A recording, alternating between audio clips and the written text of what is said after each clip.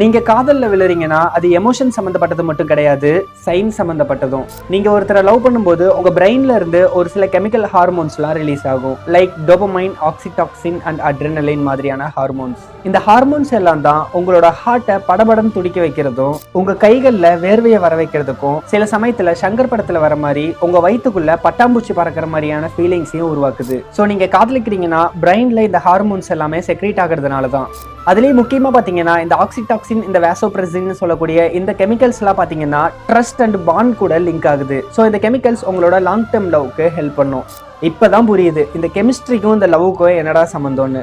நீங்கள் அடுத்த தடவை காதலில் விழும்போது அது இதய சம்மந்தப்பட்டது மட்டும் கிடையாது, உங்களோட பிரெயின் சம்மந்தப்பட்டதுங்கிறத தெரிஞ்சுக்கோங்க. இப்போ எனக்கு ஒரு டவுட் வருது, அப்புறம் ஏன் காதலிக்கிறவங்க எல்லாருமே இதயத்தை தரேன்னு சொல்கிறாங்க? இங்கே முக்கிய பங்காற்றுறது பிரெயின் தானே, அப்போ பிரெயினை தரன்னு தானே சொல்லணும். இதை பற்றின உங்களோட கருத்துக்களை கமெண்ட்ல சொல்லுங்க. லவ் பண்ணிட்டு இருக்க உங்களோட ஃப்ரெண்ட்ஸ்க்கு இந்த வீடியோவை ஷேர் பண்ணி அவங்கள இந்த வீடியோ கீழே டேக் பண்ணி விடுங்க.